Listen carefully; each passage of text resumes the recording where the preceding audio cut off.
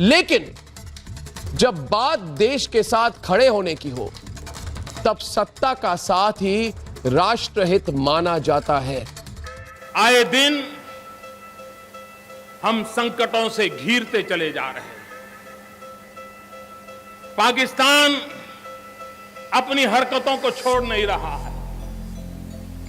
चीन आए दिन आंखें दिखाता रहता है, हमारी धरती पर घुस जाता है। चीन आंखें दिखा रहा है।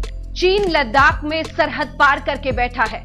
चीन हमारी सरहद में 19 किलोमीटर तक घुस आया है। सबके मन में सवाल कि क्यों हाथ पर हाथ धरे बैठी है सरकार। ये सवाल उठाना कि चीनी सेना हमारे जमीन पर आ गई और हम सोते रहे, ये सरकार पर सवाल नहीं होता है, ये सेना पर ही सवाल होता है, क्योंकि पेट्रोलिंग की ड्यूटी सरकार की नहीं होती है, सेना की होती है। क्या ये सब सेना की कमजोरी के कारण हो रहा है? ये पड़ोसी देश हमें परेशान कर रहे हैं, ये सेना की कमजोरी के कारण, सेना की कमजोरी के कारण। मित्रों, समस्या सीमा पर नहीं है, समस्या दिल्ली में है।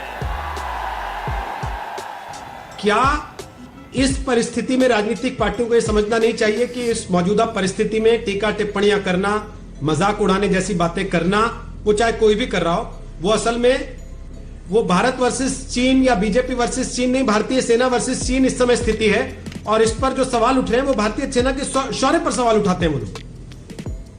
सरकार के ढुलमुल रवैये पर विपक्ष ने तेवर कड़े किए। सरकार इस मामले पे बहुत ढुलमुल रवैया, बहुत कमजोर रवैया अपना रही है। विपक्ष के नुकीले सवालों के तीर झेलती भारत सरकार को सूझ ही नहीं रहा कि वो चीनी दुस्साहस का क्या जवाब दे।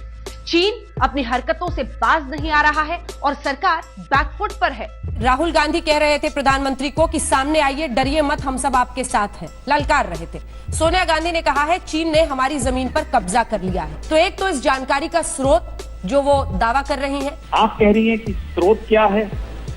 हमारा आपका स्रोत तो वही है जो रिटायर्ड जनरल्स हैं, जो एक्सपर्ट्स हैं, जो उस इलाके को समझते हैं, जो स्ट्रेटेजिक एक्सपर्ट्स हैं, जो बार बार 1 महीने से नहीं 2 महीने से लगातार आगाह कर रहे थे। वो आगाह करते रहे, सरकारों को भी, विपक्ष को भी आगाह करते रहे, भाई आवाज उठाइए, हमारी जमीन पर कब्जा हो रहा है।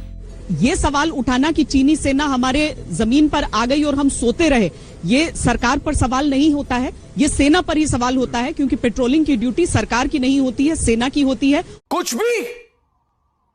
भी जब मैंने वहां जाकर आतंकवादियों को मारा, जब मैंने वहां जाकर आतंकवादियों को मारा।